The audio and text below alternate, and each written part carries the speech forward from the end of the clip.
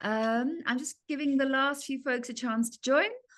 And then we have Lara here today. We are going to have a very, very awesome session. She is a very, very talented copywriter, and I'm very excited to find out what she's going to share with us today.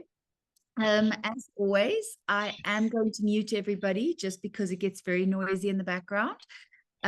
So also we're once again quite a nice group. So I can't see everyone at the same time. So if you do have a question, please make sure to use the raised hand icon so that I can see the question. And then I think that is pretty much everything I have to say. And why is this not opening for me? There we go. Okay.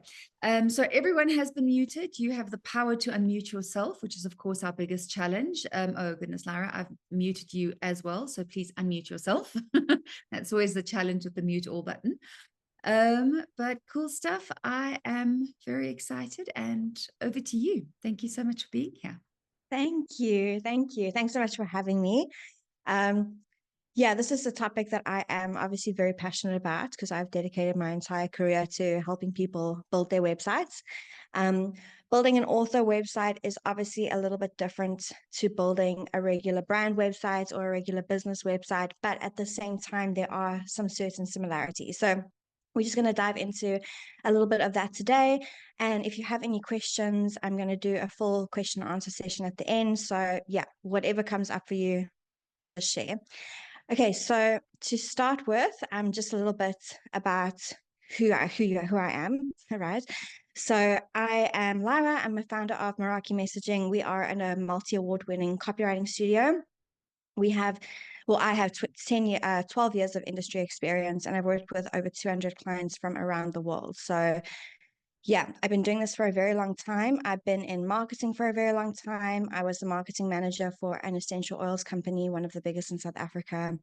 And I've led quite a few big launches for big brands from around the world. So very passionate about this topic and about helping you find your voice, find your story, and get yourself out there and start selling. Because at the end of the day, that is what the world has become, right? So whether you are writing a book, whether you are filming a movie, whether you are filming or creating your own CD, I've been to quite a few launches where people have self-published and done their own, like taken their music career into their own hands. And it always comes down to marketing. Whether you are doing traditional or whether you are doing self-publishing, it comes down to marketing, it comes down to sales, unfortunately.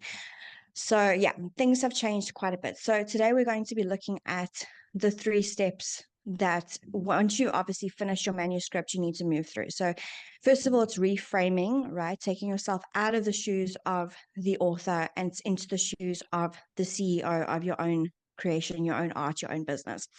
Then we're going to look at how you can use your website to sell and tell your story. And the vital sections, every author's website needs to stand out.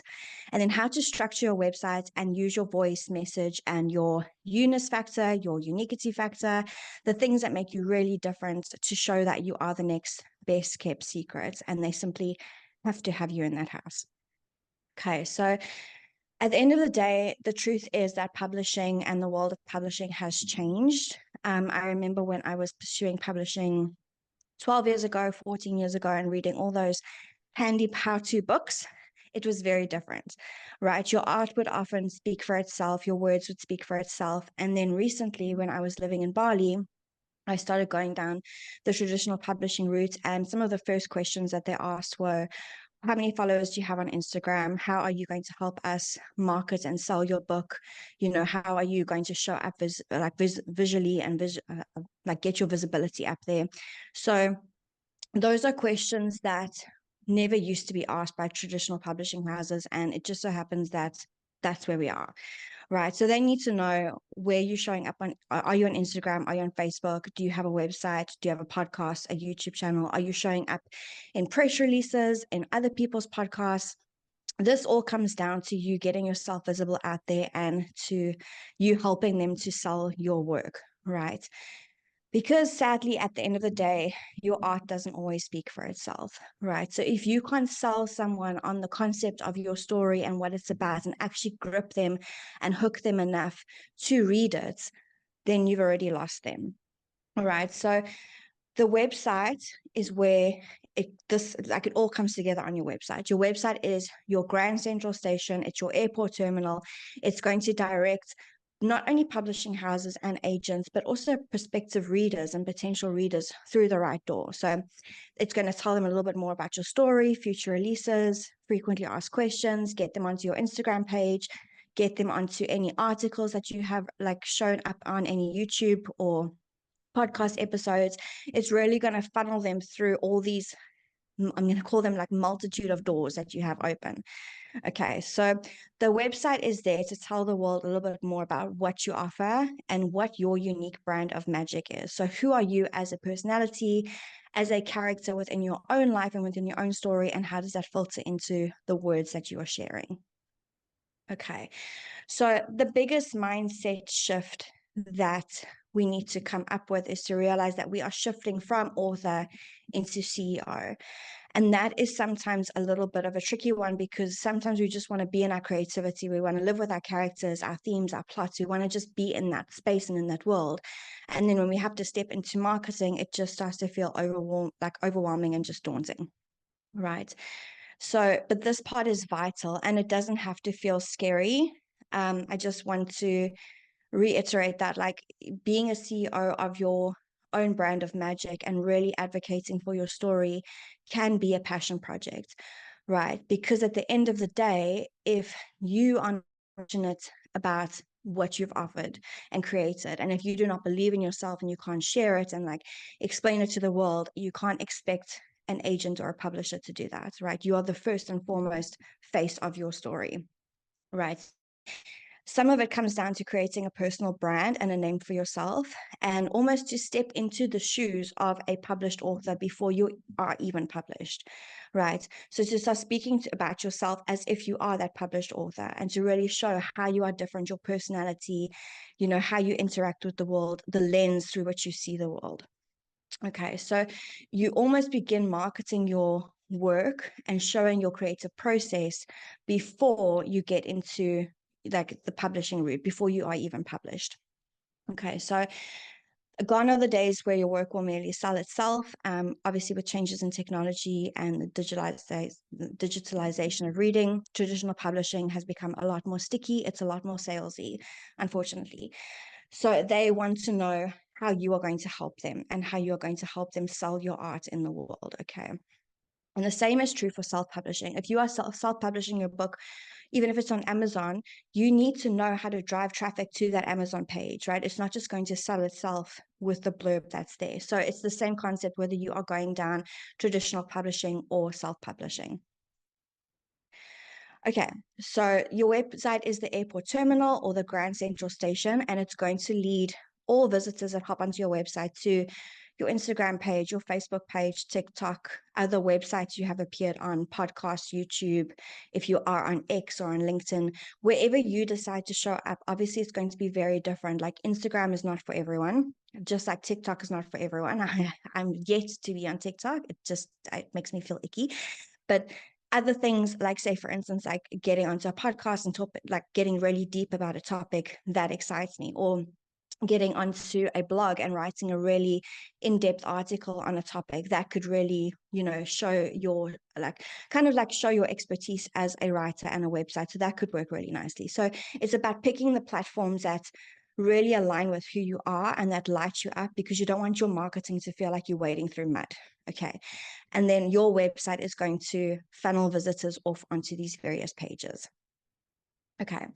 Your website is also there to tell your story, right? So how did you get started? What inspired you? When did you write your first book?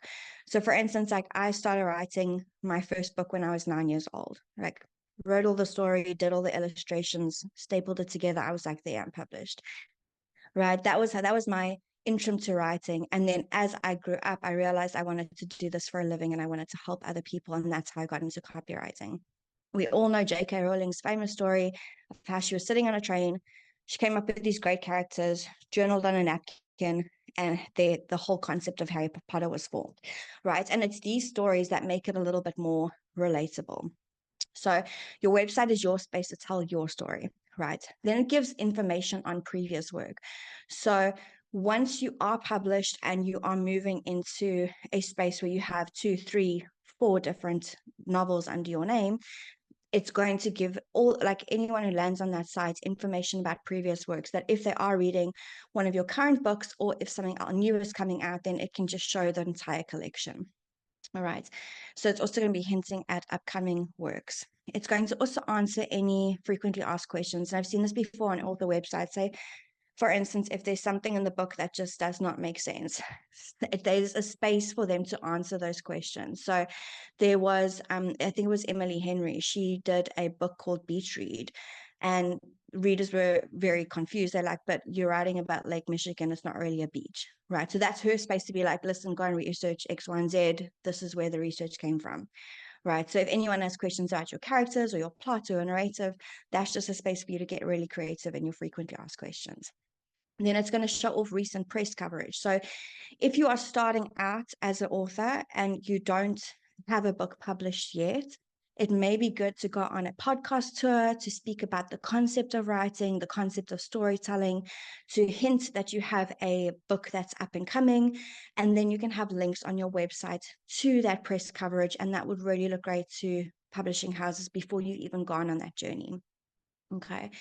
Then it's going to also show off your personal brand and your style. And I'm going to get into some examples of that just now. So really off you as the person beyond the story. It's going to allow for inquiries. So once you are a published author, and I've seen this where say you are writing and you want a published author to like write a blurb, read the book, give feedback on it, there may be space on their website for that to happen. So just allow space for like all sorts of inquiries. If you want to hire someone on your YouTube channel or your TV show or your radio station, there's a space for that to be filtered through an agent. All right.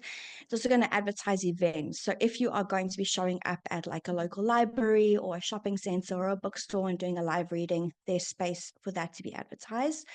And it may also allow for online shopping, which is a fun one. So if you have any merchandise that is associated with your brand, if you have eventually create this entire, we all dream of this, but this entire world, like Harry Potter merch, maybe you can then shop that on the online store without having to be redirected elsewhere. Okay. So in other words, your website is there to build trust, right? It builds trust, it builds connection, and it shows the personality behind the name. And oftentimes, this is important when, say, for instance, a reader is choosing a new book, right? They land on your page, they don't know much about what you have to offer, what you've written about, but just getting in touch with your personality and the colors that you've chosen and the branding and the story, and maybe seeing a YouTube interview, they might fall in love with you before they've even read your book. And then you already have a loyal reader, right? So it just allows that space for that trust to be built before they've even read the words. Okay, so for example, I'm going to use Emily Henry. You can see her brand style immediately. It's very soft, it's very feminine. There's a lot of pink, there's a lot of oranges. It's very like pastel colors. She carries this like color palette also over to her Instagram page. And this is very much reflected in her writing style. So she writes romance novels. They're bright, they feel good. Like there's nothing dreary. It's not like any drama. It just, you walk away feeling like you've just read something soft and fluffy. And that is very much her writing style. So this immediately shows you that that is her brand, right? It also gives information on her previous work. It hints at upcoming work in the future in the frequently asked questions. There's bonus content there. So for instance, on one of her books, she wrote like an extra chapter, and then that was there for fans that wanted to just dive in a little bit deeper. I know that J.K. Rowling did that as well. So that's just a little way for you to like tease them to get them onto your site and just give them a little bit extra. You can join a newsletter. You can look at all the like previous books, and then there's a bio section and inquiries. Okay, then we've got Lee. Lee's style is very different to this, and you can see it immediately in the front, like the top header, like we call this the H1 header or the top banner of the website, right? And she's got a scroll along banner where it takes you to previous work. It advertises what certain books are about. It tells you the order that you have to read things. So there's a lot of information on her website. And if you have, say, for instance, you're writing a trilogy or a collection of works, then it's very important to have this information, because you don't want to find readers are starting with the wrong book in the wrong place, not in the right order. So you need to almost dive in and just explain things as much as possible. Right. So this style is also very much carried over to her Instagram. It gives like information on upcoming events, press coverage, which order to read her books, tells you a bit more about her previous work and a bit more about her journey as a writer. And then also gives insight into her as a person and her writing style. So there's very much like a magical, otherworldly, enchanted, goth, mystical feel about her.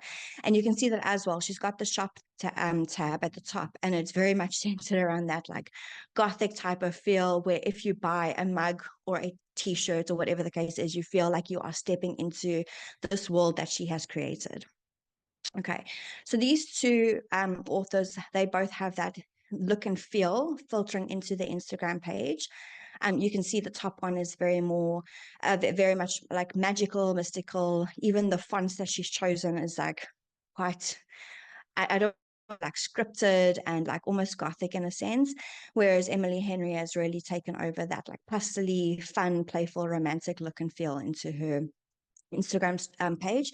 And then, so if, for instance, your website will drive your traffic to the Instagram page, and then the Instagram page is there for you to create those connections with fans, with agents, with people that want to interact with your work. So this is a space for people to message you, to ask questions, for you to just start interacting with people and really letting them into the world that you are creating. Okay, then thing that's a little bit more old school. So Stephen King, obviously he's been doing this for a very long time. So there is a lot of information in his bio. He's got the awards and nominations. He's got a very long description, how he got into things. So there's different ways in which you can build out your website. A lot of the women that are coming out now with their books and their stories, a lot more concise. It's a lot shorter. But then if you're wanting to get really deeper into it and you want to like, really help people dive into your world, then there is this option as well. So just to reiterate that there is no right or wrong way of building a website. It really is about showing who you are as a person and what you have to offer. Okay, then the website can also be there to tell a story. And you can see this here where there's color, it's bright, it's advertising the books, it's saying a little bit like there's a little bit more of a bio here, a little bit more of like what's going on in his personal life, what inspired him. And it just, even the visuals of the website and the way that the copy is written, it's very short, it's very concise, but this is one of the most visual author websites that I've seen. And it really takes you on that, which is what his books do as well, right? Through the landscape, through nature, and all of that. So even if your books focus on an aspect like that, you can bring that into the website to help tell that story. Okay, so your brand story, right? And everyone has a brand story. The brand story is the secret sauce that makes you so different to everyone else out there, right? It makes people realize that you are not the same as Mary Sue down the road. You are a writer who has their own personality, their own traits, their own ways of doing things, their own ways of phrasing things, their own ways of writing things. And your brand story is there to really show that, right? So it shows where your passion came from, what inspired you to start, and how you see the world through the eyes of a storyteller. Okay, so your brand story is there to take you beyond the author and to really anchor you down as your own personality and as your own character. It makes you into the person that feels relatable, and sometimes like you want to be someone that your readers can connect with, right? Because then say for instance, when you're like reading Harry Potter, you immediately know it's written by J.K. Rowling. You know a little bit more about her character, about what inspired her to create a character in that way, or why she wrote about divination class in that way. Like, you know a little bit more about her history as a person. Okay. And it's the story that invites your readers into your world, and it's the story that ensures that they stay there. Okay, so when writing your brand story, there are basically 3 steps that I break it down into, and just makes it a lot easier. So there's the seed and the rooting, which is the defining event or the realization or the challenge that led to your aha moment. Like, aha, this is what I want to do. So maybe you were sitting at the desk at your corporate job, and you just imagining all these characters in your head, and you were like, you know what, working at a desk all day absolutely sucks. I want to write stories. And this is what I want to do with my life. And you dropped the pen, pushed the chair away, walked out. It was a drop mic moment, but it changed your life completely. That is that defining moment of like, when did you realize that this was happening? Or you could have been sitting in a coffee shop and you had all of these ideas for characters. So you started jotting them down in a page, and before you knew it, there was an entire plot that had like planned itself out before you. And you're like, I'm going to turn this into a book. This is going to be my legacy, right? So whatever that story is, that is the seed and the rooting. Then you have the growth phase. So that's the moment that you realize your first story was taking shape and turning into something special. So maybe you were halfway through and you were getting that jittery, like goosebumps moment all over your body where you were like, oh my gosh, this is actually something that could change people's lives when they read this. Okay, so that's that growth moment. And that growth moment looks different to everyone. Okay, then you have the blossoming moment, which is your promise to you and your to your readers. So your mission and your growth path for the future. So I promise to, create drama stories that are going to help you really into the depth of human mortality, and like what it means to be a human on this planet. Like, what do you stand for, right? And what do you promise to your readers day in and day out? And what that is part of it, of what makes you as a person special. Okay, so then we turn it into a bio. So once you've had this, pulled all these different pieces together, we're going to turn it into a bio. So say, for instance, here, we've got Andrea Robertson began writing novels after a horse broke her foot. 13 books later, she believes that horse must have been an agent of fate, right? So it's really taking your story and it's writing, use everything that you've got in your toolbox to write your story as if it is a story, right? You don't want to write like, after leaving school, I went to varsity and I got my degree in journalism, and then I went and I wrote this book. Like, we don't want that. We want to bring the quirkiness into it. We want to bring the storytelling. We want to make it fun. We want to make it relatable. Okay, J.K. Rowling's story, also very, very long. For as long as I can remember, I wanted to be an author, and I'm my happiest alone in my writing room making things up. Okay, hers is similar to Stephen King's, where it goes on for a really long time, but she goes into the background of Harry Potter, how that came about. Her first book that she started, which was not Harry Potter. I think she's just so well known for that, and that's like all she's well known for. But it really shows you her as a writer beyond that story, right? And it helps you to understand what's going on in her mind and how a human mind can actually conceptualize something that is so big and so great as that series. Okay, so keep in mind, and a nice way to think about it is that your website is your virtual stage. Right. So it allows you to really step up. You're going to pick up the microphone. You're going to let the world know why you, and it's your space to play. Right. So it's not always going to be the same. I mean, J.K. Rowling's website a couple of years ago was like really flat and dull and lifeless, and they've recently redone it. And now there's just so much color. As you land on the website, there's a button for you to like enter her world. And it's got that magical element to it. So your website's also going to change as you do as a writer, right? It's going to shift, as maybe the website that you write at first is going to look very, very different to the website that you write when you are published, right? It's going to have different things. You're going to need different things. So just to have that space to allow it to play. Okay. And then I think that's everything for now. I don't know if anyone has any questions. Let me just close.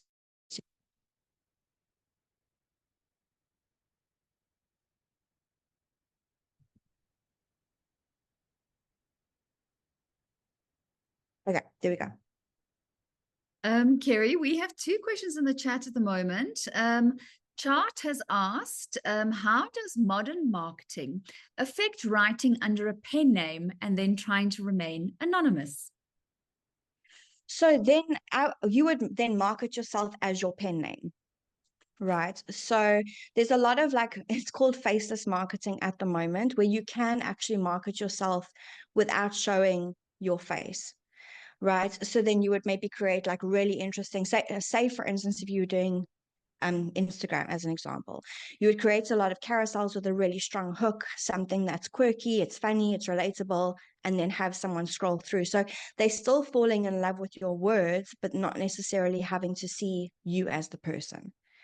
Right. And there's many different ways to do it. Like if you even wanted, you could create an avatar with AI, if AI is your thing. It's not really mine, but I've seen it work as well, where people would like create an avatar or a character and then have that character speak for the writer or the voice. Does that make sense? Can I just add on to that chart, where I can just tell you from my side of things with working with a lot of writers, where the trouble comes in is always email, because you'll create automatically a pen name email, and somewhere along the line, and I see it time and again, they'll sign up on the website with a pen name and a faceless picture and all of these fun things, and then 3 or 4 months down the line, whoops, they send an email from the wrong address, and I'm like, oh, is that who you are? So that's just the administration around managing a pen name is monstrous. Okay. And if you're up for it, by all means go for it, but just you need to focus on those things. It's those little things that slip you up. We're applying to a comment with the wrong Instagram profile. Been there, done that. So just think about those things, how you manage that. And it has to,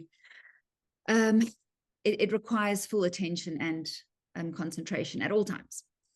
Yeah, maybe even like running it as a separate brand. So you have your separate website, domain, separate email, like hello@marysue.com or whatever. And then you're running it as a business. So you're not actually having that mishmash between your personal world and the pen name. And like what you'll also see happens, I don't know how many profiles you have, Chart, but like I have I have a private Facebook page, which is how Facebook makes you start. Then Deadlines for Writers is linked to my private Facebook page.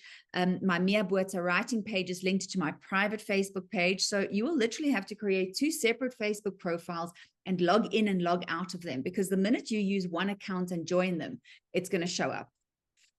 So it's those little things behind the scenes. So it depends on how super private you want to keep that. Mm. Darren has a question. Do you have any examples of websites of authors pre-publication, ones who have no events, merchandise, etc.? So I don't, but I can speak to that. So then what you would do is you would still have your about page, your home page that's speaking to the work that you like working on. You'll have frequently asked questions, contact information. So if someone wants to, for instance, get you on their podcast, get you on their YouTube channel. And then what I would start doing is start a marketing campaign before you are published. So start, going on a podcast tour, pitching yourself to different podcasts. So even if you pick a topic that's not related to your book, so you're going to go on a podcast and you're going to speak about character development and how to create the perfect like villain, say for example. And then you can slowly start like introducing your work of art in that like topic. So start speaking about your book further down the podcast or the YouTube interview or whatever the case is, because then you're going to have external links that you can then post on your website. So you'd have your Instagram page, you'd have all these like press coverage kind of pieces that you have brought into your space yourself, and then you can start directing traffic like that. And then once you are published, then you would add more tabs to your website and that would grow. Does that make sense? Yeah, Henry also had a similar question. How do you navigate having a website if you don't have a book yet? It feels cart before the horse. It's like Carrie just said, guys, everyone starts at some point with the website for no reason, okay, with nothing on it. As long as you have your about page and you have a link to your Instagram, because that link to your Instagram shows us, like, I mean, Darren, we're Facebook friends. I know you like walking and you do all of these fun things over weekends. So, those are the kinds of things your readers will start seeing about you if you want them to see that. Okay. Otherwise, you'll create a writing Instagram and link to that. Just don't stress if you don't have that stuff yet. You just need the site up there to tell them, I have the site. Okay. I don't want you, if you don't want to start blogging now at this point, I mean, that's the first thing anyone will tell you, stop blogging, which is great if you have the time and capacity to stop blogging. I don't have the time and capacity to start blogging. So it literally says, well, mine is writing related, but I will just have a bio, an about, and a contact. That's all you need in the beginning. Okay. Don't get overly stressed. Okay. And I mean, at the end of the day, like people love to read success stories, right? And with everything that like is coming out with ChatGPT and cloud and all these funny AI things, like people want to see stuff that's raw and real. So even if you start an Instagram page and you start taking people on your journey of what it's like to write a book and the road towards publishing, even if it's a video of you walking by the stream with the dog and it's like, I'm taking a break from X, Y, and Z, because sometimes being a writer makes you want to throw your laptop out the window. You know, we all go through those moments. Or, you know, it made some really great progress today and this is what is happening with these characters. You know, take them behind the scenes and show them the effort and what's happening. And even if, say, for instance, like 3 people are watching, but they're actively watching those stories, like those 3 people, when your book is published and when it's finished, are going to want to read the book because they've been with you throughout that journey and they understand what it takes to actually write that story.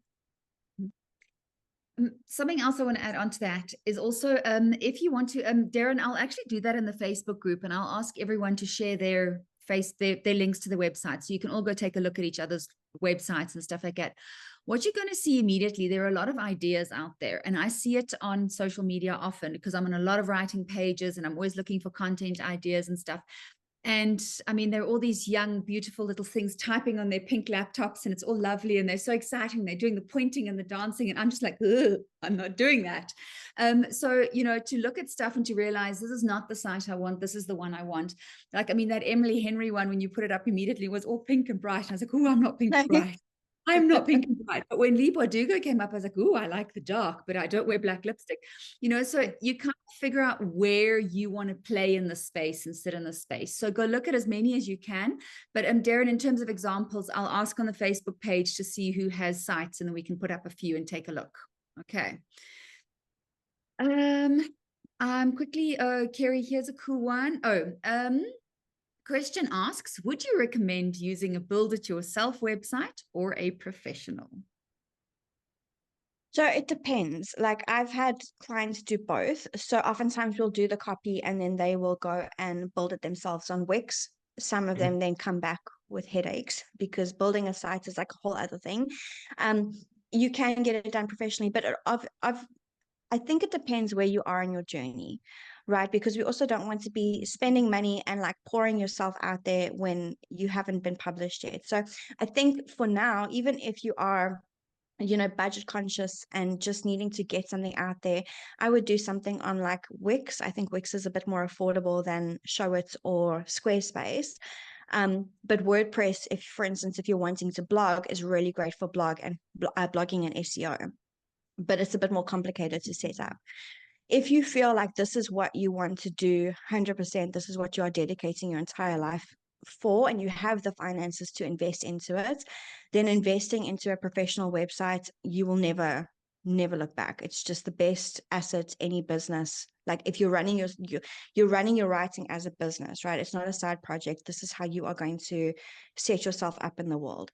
Then I would say that investment will keep serving you year and year after year. But there are still ways to do it like on a budget. It really just depends what fits you and where you are in your journey at that moment. I'm going to add to that, Lara. So where you are in your journey is 100% the right answer, because like I'm a little bit further down the line because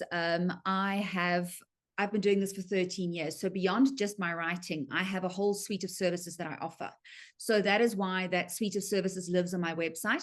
And so my rule of thumb is if I can earn an income off that section, I will invest money into that section. But in the beginning, okay, so those are my writing services I offer. But in the beginning, with Mia Buerta's little book, and I have 2 little kids' books on there, those aren't going to make millions overnight, not yet. So I would be wary of investing in something that costs money. Okay, so to give you an indication, Shopify is brilliant if you want to sell books, and they've got a little website feature. I love it. It's beautiful. It's the sexiest little shop. It does it, but it costs $25 a month. So automatically, well, that's what it used to cost. I can't remember what it costs now. So automatically, if you can earn $25 a month, then it makes sense to do it. But if you are just building up your website to create a presence and you're not selling anything yet, I would be very wary of signing up for something that's going to cost me money. Okay. But in terms of website design, WordPress can literally do anything. That's the blessing and the curse, because you can make the most beautiful website, but you can also make the biggest mess. Wix and Squarespace, they're a bit more of a guided experience. So if you've less website experience, I would say doing that. But in the end, you can also ask yourself, am I a writer or am I a web developer? Because do you want to spend your time? You either pay with your time or your money. Those are the two things you pay with. So do I want to spend that time writing, or do I want to spend that time building a website? I also spend a lot of money coloring my hair because of websites. So just think about where you want to spend your time. Okay. If you don't have money, you've already got your answer. You know you do it yourself. Okay. And just to think about it smartly as well. So say, for instance, you're starting out, you really want a website, you want a professional website. Maybe you don't have to do all the pages, home, about, inquiries, contacts. Maybe then you do a landing page, like a one pager, which has everything and kind of still filters them off. So then you could create a blog about just you sharing your experience, like the hardest things about writing a book, or like what I've learned on my journey to publishing, or like the things I've had to step over when it comes to plotting, right? So you're showing your writing style on a blog, but and kind of like preempting the style of writing for the book, and just kind of getting people into your world, but you're not having to build out a full-on website.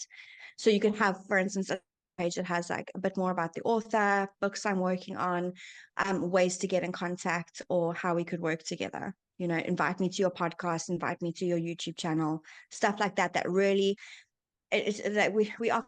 I don't like the saying, but I'm just going to say it because I don't know how else. It's like you take people on a journey on your website as if they are a sheep, and you're like leading them from step to step to step. So your website is there, like, think about that strategy before you start creating a website of like, what is the purpose of this? Like, what do I want? Okay, I want more visibility. I want more publicity, so that when I approach publishing houses, I've got those links that I can show.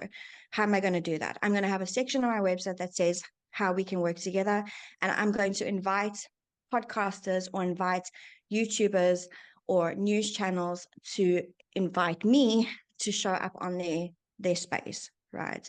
So you're like preempting those steps for people, so that it just makes the whole journey easier for them. So always have that plan in your head before you start, of like, what is the purpose of the site? What do I need out of it in order to make this writing journey much easier?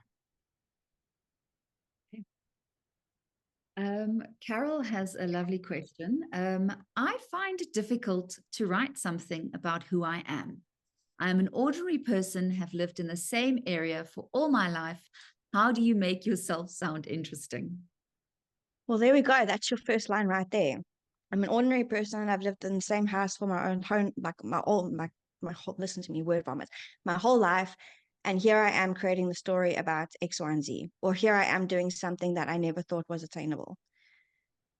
It's really taking it's even like taking that sentence and flipping it around and making that sentence exciting. Like, okay, here's this most ordinary person who can do this most extraordinary thing. The topic of that, you could even say like, from ordinary to extraordinary in 5,000 words, or whatever, however many words you've written so far. So it's really like taking and that's the mindset shift, is taking yourself out of the role of author and into the role of CEO. And if it helps to kind of dissociate a little bit of like, okay, if I was a writer writing about myself and I'm not myself, how would I write about me? How would I make this character interesting? Or like, make someone want to read about this character? What are their quirks? What are their little things that make them interesting and different? And start jotting all of that down and start writing about yourself as if you were a character within your own book. Carol, that's your superpower. You. Okay, so go delve into that. I mean, I think you sent me the fortnight cake and the recipe and all the fun things. play with those things. These are the things you do. That is your superpower, and that is ultimately what we want to know. I think something we have to remember when it comes to these things is people go to an author's website to learn more about them, not to see just another version of the mask or the persona. It is a little step we allow them close. Of course, you can decide how much you allow them to see, but it's just we want a little bit more, and that is where the magic lies. Okay. Suzanne has a question. Would you disclose the fact that you have a pen name on the website, or would you set up the website as if the alter ego was a real person?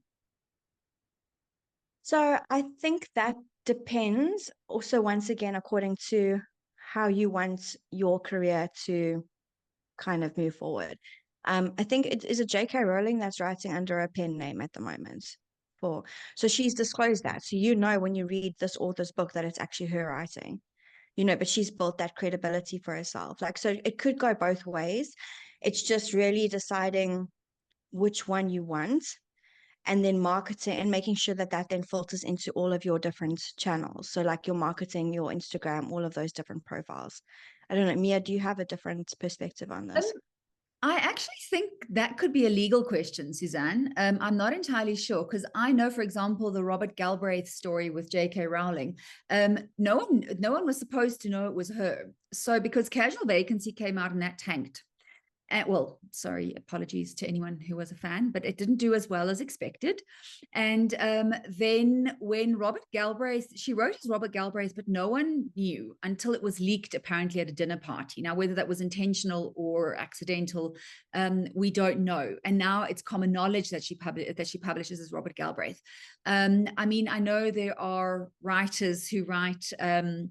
There's a South African writer who writes under 4 or 5 pen names because one series is for young girls and one series is for very small children. One series is for older boys. So he has different pen names for all of those. So that is common knowledge, but I don't know what the legalese around that is.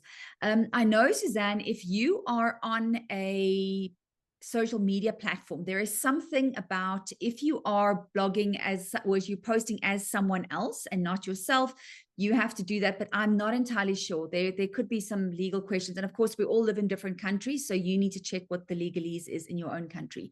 I'm not entirely sure what that would be, but ideally, Suzanne, you would post and no one would know it was you. You would post as Jiminy Cricket, and you are Jiminy Cricket, and you write in the voice of Jiminy Cricket, and the pictures are of Jiminy Cricket, but I don't know what the legal ramifications are behind that.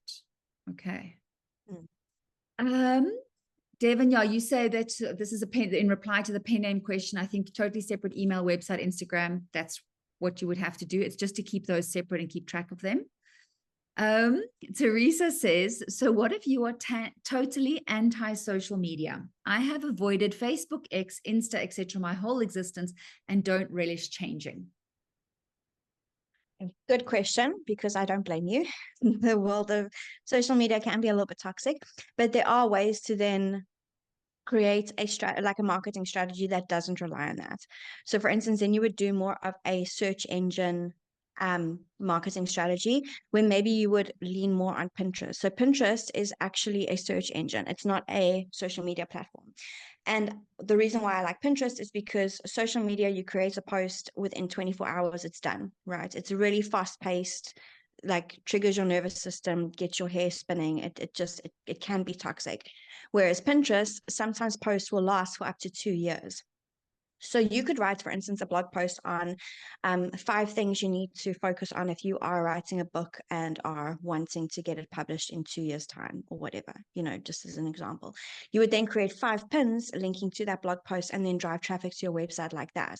So you're growing your Pinterest page, you're growing maybe your email newsletter database through Pinterest, getting traffic to that website, but you're not having anything to do with social media. And then I would recommend going on like maybe a podcast tour or doing something if you are comfortable doing more like YouTube interviews. I know not everyone is comfortable on video. That's why podcasting has become quite popular, because you can get in there, you can really get deep into a topic without having to show your face, which is great. So podcasting is your depth piece. And when we're building out marketing like a strategy, I always recommend having a depth piece. Whereas somewhere where you can really dive into like the meat of potatoes of what you have to share, you can do that either via a podcast or a YouTube episode or a blog, right? So all three of those would be like a depth piece. Then underneath that, you would have everything filtering into the depth piece. So that would be like your Instagram post, your Facebook post, your TikTok or whatever, and even Pinterest would fall into that. So those posts are not just there to like be pretty, they're meant to drive traffic to the bigger piece, the depth piece, right? And then that depth piece can be used to like grow your email list or get people to know a little bit more about you. Like there's always like something that like the next step. You always think of like the journey, like what is the purpose of this piece of content? Because I don't believe in just like creating content just for the sake of it, then you're like throwing spaghetti at the wall. Okay, so there are different ways to build out a strategy that works for you. Then you would just rely on something that's a little bit more like long term. Yep. Does that make sense? Yeah. Definitely does. And Teresa, it's also something I always tell myself, because I kind of sometimes feel like I ended up here by accident, because I wasn't a willing adopter of social media. I wasn't like one of the first people on Facebook to go, woo, I love Facebook. I'm very much a forced adopter. But I cannot do what I do without social media. But in that space, I have learned how to make it work for me. So there are places I don't go. I don't go onto X. I didn't like it as Twitter. I like it even less as X. So I have profiles there. I actually have to go shut them down. But I mean, I'm nowhere near there. Facebook sometimes, to me, the Facebook group works really, really well because it feels like it's a contained space on Facebook for me. The Facebook personal pages and scrolling through all of that, someone who's had a fight with her husband, and that's too much personal information. I don't like that part. So I tend to avoid that. I like to go into the Facebook group. Pinterest to me is lovely because it gives me beautiful pictures. The search works really well, and I've tailored it to work to what I like. But if you go look as well, there are like, it's just going to take you a little bit longer, but you can get to the same space. But I would literally go start researching things. How can I market my book without social media? And start diving into those things and go seeing it. But eventually, Teresa, at some point, something's going to give somewhere. And I would find one platform you're comfortable on and start using that. I think that's the golden rule, is don't try and do everything, please. You will drive yourself over the hill. Pick one thing and start slowly delving into that. I mean, we wouldn't be here if it weren't for social media, just so that we can remember that. Yeah, and they say that marketing is either one or two things. It's either time or it's money, right? So you can either invest time into creating like a marketing strategy of organic content, where, say, for instance, if you're on Instagram, you'd be doing your carousels, your statics, your reels, your stories, or you could pay a marketing house to do targeted ads for you, or figure out how to do targeted ads yourself, where then you're actually just using money to like get those leads that you're wanting. So those conversions, but then you would need a published book for that. So before you published, organic strategy would work best, just to get that visibility out there, start growing the page. And then once you are published, even if you're doing a self-publishing route, then you could use targeted ads to drive traffic to wherever you are selling the book, whether it's Amazon, Shopify, wherever you're deciding to host it. I mean, just if you have money to spend, it's endless, okay? Because you can literally pay for targeted ads to go to a landing page to collect email addresses. If you're willing to pay for those email addresses, because when your book is finished, you can start just sending them the information, the link, the book is live, if you can afford that for as long as you need to. It's going to cost you money, and you have to learn how to do advertising. I've done this now. I think, how long's the site been up? 8 years now. And I'm still figuring out advertising. It's monstrous. And it changes the whole time. And I've got people who help me with it, but it's entirely possible where you don't have to do any social media. You can just run ads. So, yeah. But and they say with most like offers or most launches, you have at least a month runway. So for instance, if you have someone that is launching a how to find your brand voice course in December, they would like already now have a content strategy in place where they are speaking to why brand voice is important, how to find yours, how it makes you, 10 extra sales, how it makes you stand out. They're creating that content. So they're creating the need and the awareness so that by the time the course launches, people already understand why it's important and why they need it. And it's the same thing for your writing, right? So even if you are thinking of like pursuing publishing, whether it's traditional or whether it's self-publishing next year, you're already creating content now so that people are aware of like, A, you're writing a book. B, this is what it's about. C, this is the journey that you've gone on. And they're following that journey so that by the time the book launches, they're like, oh my gosh, I remember I followed this the whole time. I need to read this book. Yeah. I mean, and there's so many things to do with things like that, like, turning your writing into a product. I think that's something a lot of us struggle with. It's like how to move into that. But I'm just thinking, like, if you're sitting on short stories that, let's say you have an anthology idea or a collection idea, and certain stories fit in the collection, and then there are ones that don't fit in the collection. So can you go and take those short stories and publish them as little teasers? So, give me your email address and I'll send you a link to a free short story. Those are the kind of things that you can start doing to start engaging people and to get things going. But I mean, that's also something that you could do without necessarily having to have an Instagram profile. But at some point, you're going to be on the internet. When you're on the internet, it links to social media. So Yeah. And to work with people that like collaborations are a great way to grow your page without you having to do it organically. So if you're doing, like, say, for instance, a short story collection, find an illustrator that already has a strong following, even if that means you need to pay a higher ticket for those illustrations. Because then whenever she illustrates something for her book, you could cross-pollinate and you are showing her work with your story. You're growing your page. So by the time then you write your next book or your next novel, you already have a following behind you. Or get someone who's really well known or renowned to do, a little write up in the beginning of the book, and then cross pollinate and say thank you to whoever for writing this intro to the book or the acknowledgement or whatever section you decide. Yeah, cool. We have so many questions coming in. So Chandra asks, would a web page have a blog or something like that with regular written entries? I love blogging, especially for writers, because it shows your style, right? And it's natural. Like if you are a writer, like that writing then would be the most natural form of marketing. And blogging is also a great way to just have an organic SEO strategy. So about 66% of website traffic actually still comes from Google, believe it or not, even with all of the different social media platforms, everything else, all the different browsers and like even Yahoo, Bing, all of that, 66% comes from Google. So if you can get into the minds of people who are searching for books, like say, what would someone type into Google? Like best new romance novels, right? Stuff like that. If you can link those keywords into your blog and start generating an organic SEO strategy, you're already getting that traffic to your website. And Google will recognize that it'll start pushing your page up before you've even published. So yeah, I 100% agree with blogging. Okay, very cool. Yeah, and it's Chandra also that what you put on your website is up to you. If you want to blog, add a blog. If you don't want to blog, don't add a blog. Okay. I have a blog tab and I'm going to cry if someone makes me want to write a blog because I'm just not going to write another blog. So things but I mean, I've blogged for like 8 years already, so I feel like I'm blogged out.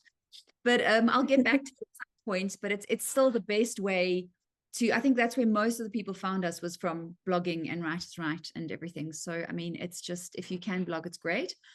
Chandra also asks, what sort of things would a writer put on Instagram?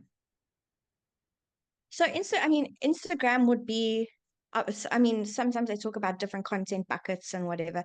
Like you could have different themes. Like you as say, for instance, you're a mom and a writer, you could have like motherhood and writing. So like, how sometimes it's a pain in the neck because you're trying to make snacks and sandwiches while like, getting the first scene done, within the hour during nap time. Or you could speak about like your journey as a writer, the hardships, the things that you take away, how it's changed you as a person. You could speak about your transformational journey, like who you are before you started writing, how you are transforming through the process. Because as we write a story, like it also changes a part of us. We put a part of ourselves out there. I've just personally, I feel like it does change us in some way or another. So you could speak about that journey. It really just it depends on what you want to showcase, what you want to put out there. You could speak about the characters and like how to create like a really magnetic and unforgettable character, and the things that you use to build out that character so that aspiring writers can follow that. So, or like say for instance, if you have like get into the minds of your readers, like what would they want to know? Like how we use different storytelling techniques to actually grip you and take you on this journey through writing. So I would build out a content strategy of like the different things you want to speak to, and then maybe post like one of them a week. So you have 3 of them, you post one on Monday, Wednesday, and Friday, and then you know that you're speaking to all those different layers. Yeah. That also, it has a lot to do with your like whatever it is you're writing. You know, the guys who write nonfiction, I sometimes think have it easier. You know, like kind of, you know, if you look at the James Clears and the Mark Mansons and the Brene Browns, you know, they write about their topic, so they post about the topic as well. Whereas when you're writing fiction, it makes it a little bit harder. But once you have that book out there, you can start talking about your characters. You know, you can start, you know, kind of, if you're drinking ginger tea and your character likes ginger tea, you can post about the ginger tea. It's really something, it becomes practice where you start to learn what it is. But it's also go take a look, go follow as many writers as you want to. Go follow your favorite writers, go follow writers you don't like, go follow writers you've never read, and just see what they post and stuff like that. Like I said, some people do the dancey typey thing. I'm not a dancey typey person.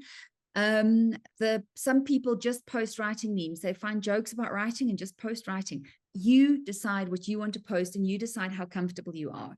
I mean, some people have cameras on in their house and they're taking you through the house and you see their family. I don't post my children to social media, so you won't ever see my children. Well, you see them in class because they always have to talk to me when the camera's on. But just, you know, those are the kinds of things you decide what you want to post ultimately. Okay. But Yeah. Like you could just position your camera and have like you typing, and then put a text over that of like the 3 hardest things I've learned on my journey as a writer. You know, just, and that's a reel right there. Put it with the trending audio, and that's like something that tells them a little bit more about you. Can be as simple as that. you can do 3 reasons I'm not writing today. The sun is shining. I need more coffee first. Okay. Or, you know, but you can be so silly or so serious or so, you know, anything. It's just, it's a whole other world when you start diving into that. We have, okay. So Devin also asked, how do you successfully vid blog if you want to remain anonymous as a YouTube Yeah, that's channel? a tough one. Unless you're wearing a mask, it's a bit harder. So that's when I think podcasting would be different to video blogging. Or else, yeah, I don't think you could if you wanted to remain anonymous, because the whole point of the video is to see facial expressions, like, you know, really get in the room with the person. Yeah. Or get a bucket like Marshmallow. But yeah, I mean, there are ways where people do it, Devin, where they have an avatar image instead of them speaking and stuff. But that is the point of video, is to see someone and to talk to someone and to see them move and talk. But I mean, if you go Google what's faceless YouTube channels, I'm sure you'll find many of them. But we ultimately go to social media for that connection, and that's how you build trust. So, you know, the whole thing could be about not having trust. You know, I mean, anonymous is anonymous. But I mean, just go and explore that a little bit if you want to see, find people who've done it successfully and see how they did it. I think that's what I would Okay. Cindy says, I have a blog, though it's primarily for my poetry podcast and regular entry. I haven't published a book yet. How do I increase traffic for the website? So what you would do is, if you say, for instance, if you've got like a other social media platforms like Facebook, Instagram, whatever the case is like that, you would create posts speaking to, say, for instance, a specific blog post. You would create a carousel on Instagram or a static or a reel, and then you could say to them, if you want the link to the blog post, the link is in my bio, or you could use something like ManyChat to automate that process. So in the caption, you could say, if you're wanting to read more or to like dive into this topic a little bit deeper, comment with the word abundance and I'll send over the link. And then an AI bot will literally send the link over to the blog post with like a little snippet that you've actually written. So you could do it like that way through your social media channels, or you could use SEO. So go onto Google Ads, look up SEO keywords and start building those into the blogs within the top section. So into your H1 header, which is like the top section, and then you would use like H2 text under that. And then you put your main keywords in there and then just kind of sprinkle them through the blog. It's a bit harder with poetry, but if you can get it in there in like a really creative, sneaky way, like maybe if you do like a little introduction, then I think that'll work really well. But SEO is once again a long-term strategy. um, Cindy, if you look at an author, a poet like Brian Bilston, he does a lot on Facebook. He posts all his ads or his poems to Facebook, and then he ultimately sells a book of poems. But I'd also go look at things like, I know I think it's Rhyme Share Poetry Club. It's like a huge Facebook group. It's amazing where people share poems. You can't share your own poems, but when you start working on something like that and you become known in that place, people become friends, they see on your private profile and they'll start sharing your poetry to those kinds of groups. So it's a lot of work, dear friends. I'm just are you a writer? What are you going to be? Sorry, to tie onto that SEO question, Darren had a question. Does the site have to be in your name? Mine is antidotage.com as is my Instagram page, so my actual name doesn't necessarily appear. So Darren, yeah, I think you're asking about the URL itself, because I'm assuming you're using your name on the page. If I am wrong, you can jump in at any time. But Kerry, yeah, so what do you think about that? Yeah, that's perfect. That would fall under creating a brand for yourself. But then you would still have a section, like an about section, and then you'd have Meet Darren. So it wouldn't be like then it's getting in touch with like the person behind the brand. So and you'll see this with businesses all the time. Like my URL is Meraki messaging. It's not Lira, so, but then there's a section about Lira and that whole thing. So you would then just run it as like a brand website. Yep. I'm going to read two comments together because I think they're dealing with the same topic, which we've spoken about a little bit, but I mean, you can elaborate more, Lara.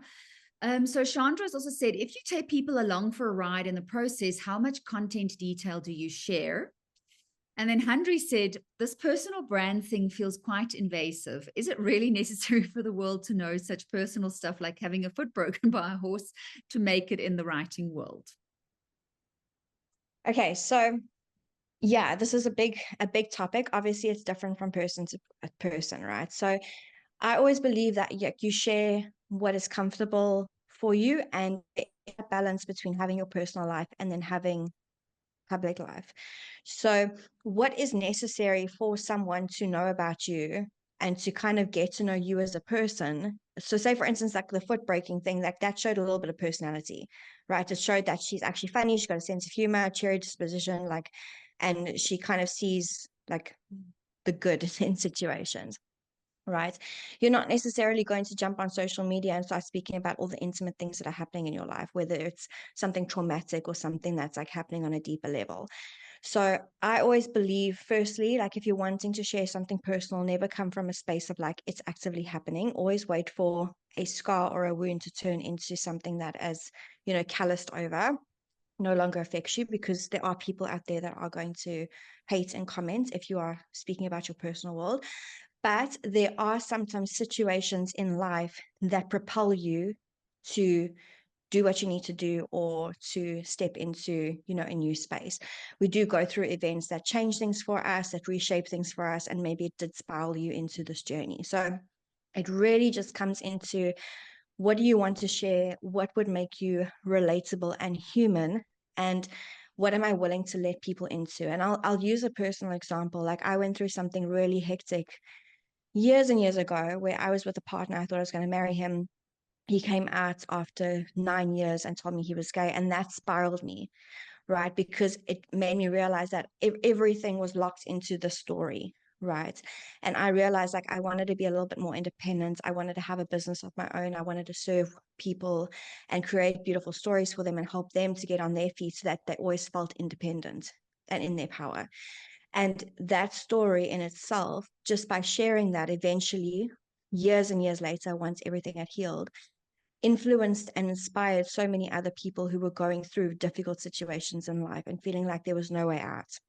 And realizing like they had this dream, they had this vision, they wanted to create something, but sometimes there was that voice of like, I can't do this, it's hard, it's difficult, and just showing them what life on the other side looked like.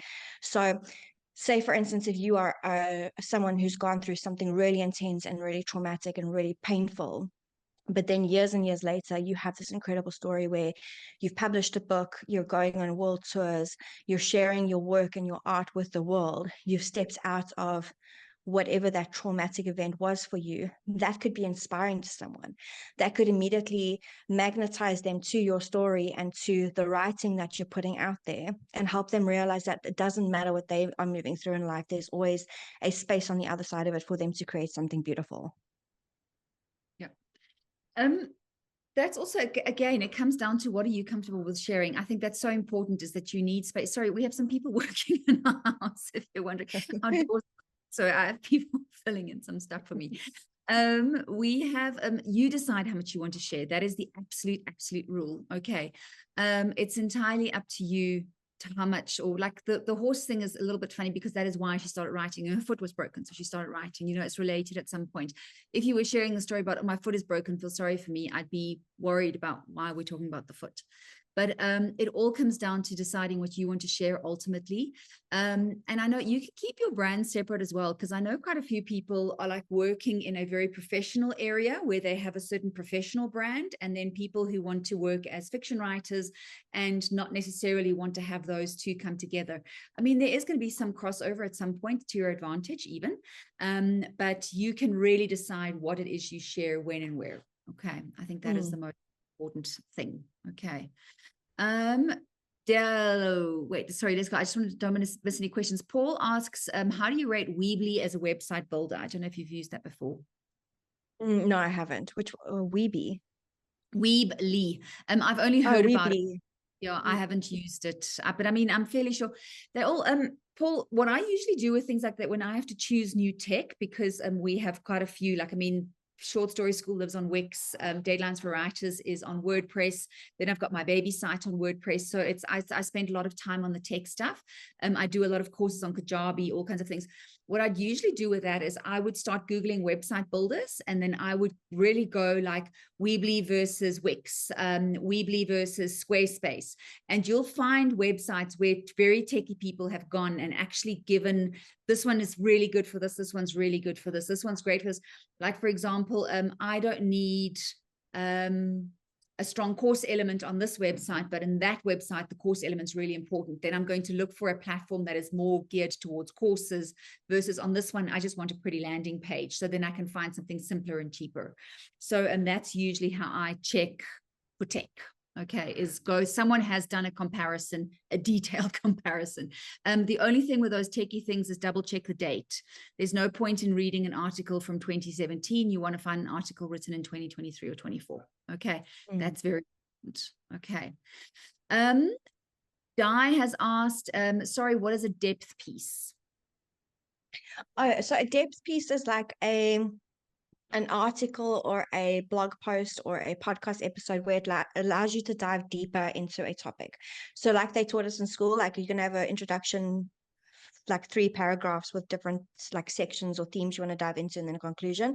That'll be your depth piece. It allows you to dive really deep into a topic, because at the end of the day, if you're writing a Facebook post or an Instagram post, there's only so much you can dive into something within like a 3-second reel. Okay, so the marketing strategy on like social media or Pinterest is, the whole goal of that is to drive the traffic to the depth piece, so that if someone wants to dive deeper into a particular topic, then they can. Yeah. I think another word we can use for that as well is the cornerstone content, which is like kind of that's content that doesn't change. So, I mean, there are things like, you know, just from like in terms of writing, about writing a lot. There are, I mean, like dialogue is dialogue, and pace is pace, and viewpoint is viewpoint. So I will have a few cornerstone pieces where that is the basics, and even out of that. But I mean, this is really intense years of blogging where I have things linking to things, jumping to other things, you know, how to use viewpoint in dialogue and link that to the dialogue post. But yeah, it's a piece that gives you, it's usually a long copy piece as well. It's not short form content. So it's a big piece. Yeah, Teresa, Pinterest is a monster. It's a very, very, very effective search engine. Henry has asked, the other day, there was a blog about the 10 drafts you write before your novel is ready. What is the ideal moment within that growth process to start accessing the CEO mindset to your work? So like where again? you are in the journey? Yeah. I would say as soon as possible, because like wherever you are in that journey is going to change, whether you're 2 months down the line or like 8 months down the line. So that's the whole point of like taking someone on the journey with you. Right. So you could write that article of like the 10 like different drafts you move through and then make it funny and say like, I'm only on draft 2. This feels like a monster of a task ahead of me. Like wish me luck, send coffee. You can make it funny. You can make it like relatable, but it's really just, there's no better time to start than now or yesterday. And I think what you also have to keep in mind, I think what you're talking about, where you are on the journey and that change is, I wish I can tell you how many iterations of websites I've gone through, not just deadlines for writers. I'm talking about my own personal page, because you create a page and then there's change and you can do something new, not just design wise. It's just what the function of the website is and why I wanted to do. So the sooner you start playing in the space, the more comfortable you're going to become with it as well. I think that's quite important. Okay. Julie has asked, what is your thought on LinkedIn? LinkedIn is fantastic. It's more business orientated, but it will also allow you that space to do some longer form content that's similar to a blog. So you could do a theme or a topic and really showing like your expertise on a particular topic that's come up for you. Or you could even like map out, say, for instance, over the next 3 months, I'm going to write one LinkedIn article per week, and maybe it's going to form a series of articles.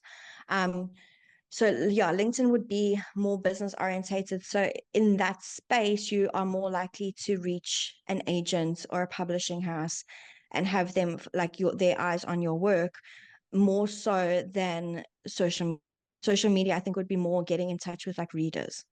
Yeah. So LinkedIn is also, yeah, sorry, Lara, but it's LinkedIn is like nonfiction. So if you had a 10 steps to book, and also if you have a memoir and you, for example, are hoping to break into the public speaking circuit, those are good places because businesses usually look for speakers. So then you'll go live on LinkedIn for a little bit, see what it does. Okay. yeah, But you could do LinkedIn as a fiction writer as well, but then you just have to position it differently. So you'd position yourself as a professional or as an expert who is writing.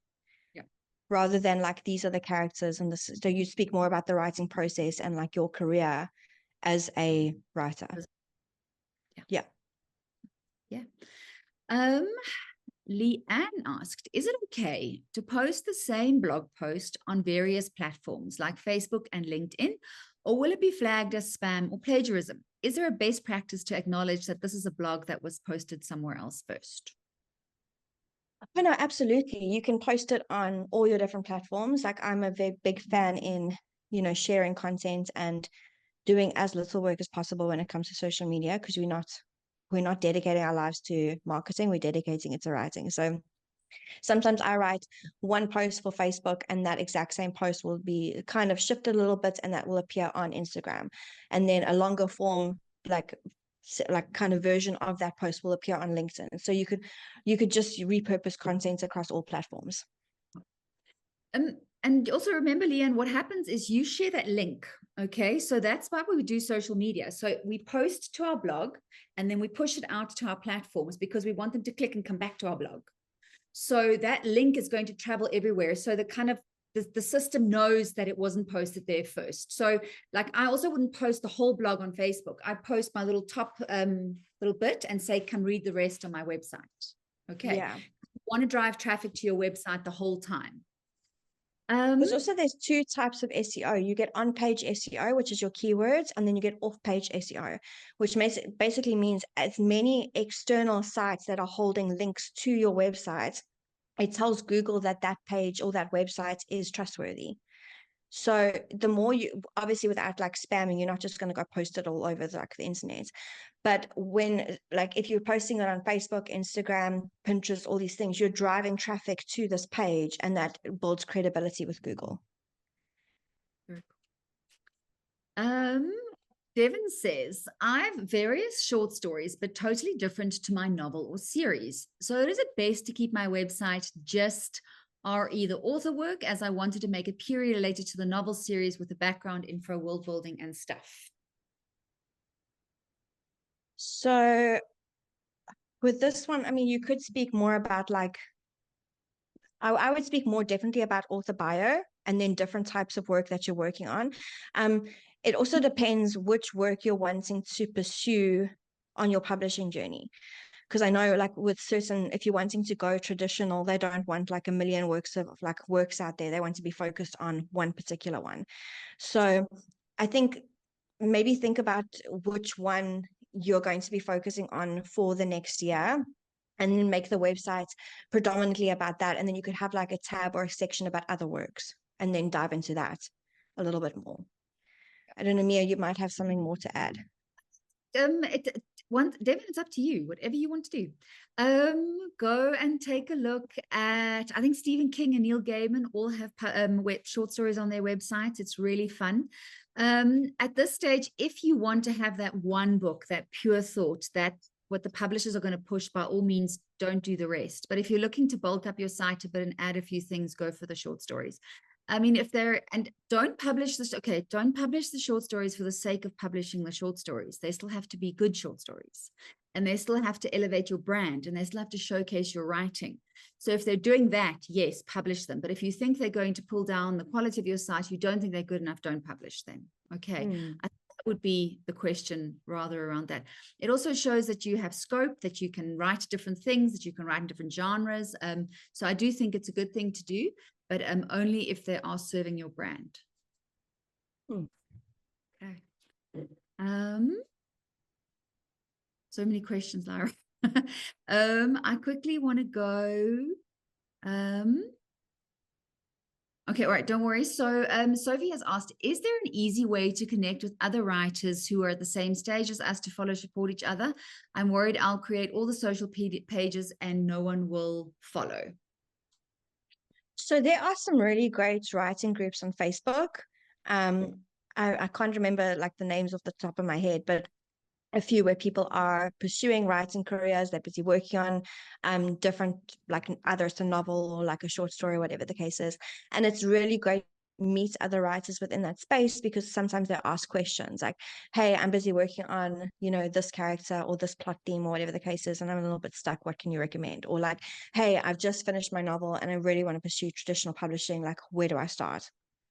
So it's really great for writers to really help each other out. And sometimes you might find like there's even agents in that space that are looking like, you know, sometimes people just observe silently. So I think go into, for instance, Facebook and type writers group or something like that into the search bar and just see what types of groups pop up. Yeah. But Sophie, that's also something I'll do in our own group as well, is I will make a sharing is caring post. I don't allow external links as a rule, but I'll make a specific sharing is caring post, and then you guys can go find each other. I know a lot of people are Facebook friends already and all kinds of things, but I'll ask to look at our website, and then you can go and find those as well. So that's something I'll go and get going with. Okay. Chandra asks, if I make a website now, will I be able to add stuff to the top line later to extend the website? Yes, absolutely. So like most website builders will allow you to do that. If you're building yourself, you can just add a page which will appear on like the top navigation bar. So if you want to add a page for like inquiries or whatever the case is, if you are going professional and you're wanting a copywriter, a designer, and a developer, then you would just ask the copywriter to help with the copy, put that together, get the developer to add it to the page, and get all that technical stuff sorted out. So it's very, you definitely can do it at any stage of the journey. Yeah. That's something that I've kind of learned on my adventure as well, is if you are not technologically inclined at all, okay, let the developer do the stuff, okay? But it's also not hard. So what I've just always learned to ask is to make sure that you will have back-end access to your site, because some developers make the site and then every change you make, every image, every post you upload, they're going to charge you to do that. And I don't think that's ideal. Okay. I don't like that system at all. I believe if they develop the site for you, there should be a section where you can go in and upload your own post, because it does get expensive. If you want to post weekly and they're going to ask you X amount of dollars every week to upload your own post, I don't think that's cool. Okay. So if you can, ask your developer to make sure that you have back-end access, be it on Short Story School. Yeah, well, no, not Short Story School, on Wix. Those things all give you a function where you can go do that. And you literally, they've made it so beautiful and so simple. You add a page, it's on there, you make it look as drop and drag, you make it look beautiful. But I do believe it's important for you to be able to get on the back end of your site. Okay. Like most good developers, when they hand over, will actually do offboarding videos. So they'll teach you how to, if you want to change out photos, text, all the things. And if you want to add blog posts, when it comes to adding an entire page, then just because like I don't really want to spend time figuring it out, then I just like outsource that. But if it's like a small thing, like, okay, wait, this piece of copy is no longer speaking to me, or like this photo, it just makes me feel ick, I want to use this new one. You should be able to just do that and manage that yourself. Yeah. So I think, in short, be careful of developers who want to hold your site hostage. It's not cool. Yeah, okay. definitely. Sorry, my take on the world. Okay. Don't be nasty to your developer. You need them because you're going to break something, guaranteed. Okay. So be nice to the developer at all times, because they're going to have to come and save you. But most of the time, you can't break a website too badly. Okay. You can disappear for a moment and stop. It'll come back. Okay. Cool. All right. I think we've gone through all the questions in the chat. I don't know if there anything else, anyone else here who has still a question. I think that was fantastic, Lara. Thank you. So many questions and so many details. What more questions, friends? Anything? Just thank you. And I can tell you all the thank yous. Just awesome session. Thank you. So grateful for the generous Q&A. Thank you. Inspirational and interesting. All kinds of wonderful things, Lara. So are there anything else you want to chat about? Lara is a very, very talented copywriter. So if you need help with any of these things, I'm going to share her details in the replay page and everything. Do you just want to talk a little bit about what you offer if you help someone as a copywriter? Yes, of course. So we do brand voice creation, which is a little bit more for like businesses. So if you have like a personal brand that you're wanting to create, just really helping you find your voice and your secret sauce as a CEO and beyond the the whole like idea of a writer. And then we do full website copy. So we'll take you through an entire process, like map out that customer journey, like what are the next steps, what's the whole strategy, and we build websites that are built for conversion with that strategy in mind. And then we do sales funnels. So if you're wanting to, for instance, grow your email list, or if you already have a book that you want to increase sales, then we'll build out a sales funnel to help you like map out and get those like conversion rates that you're looking for. So we're actually closed for this year, but we have bookings open for Feb 2025. So I'll send Mia over some details, and then if you're wanting to work together, I would love that. I love serving authors. So thank you. And thank you for having me today. Okay, no, and Lara's really good. She helped me with my own site. It's not up yet, but watch the space. It's coming. Okay. And the reason is, like Carol says, you have trouble talking about yourself, or I just do so much writing that I wanted Mia Buerta's website to sound a little bit different to all the other writing that I do. So, and that's where I think Lara really helped with getting the stuff down and things like that. So it was a fantastic process. It was a very insightful process to go through as a writer, to see how someone else approaches your writing and your own things. And it was really wonderful. But thank you so much. All of this, the replay link's going to go out. I'll include Lira's stuff, her Meraki messaging, everything in the website. Go take a look, or in the email, and you can go take a look at her website. But thank you for joining us. Thank you for your time. This is a topic I think we can talk about for 100 years more. So I'm sure we'll do something again in the future. And thank you so much, everyone. Okay. Thank you. All right. Bye, friends. Have an awesome, awesome day. Bye. Thank you, Lara.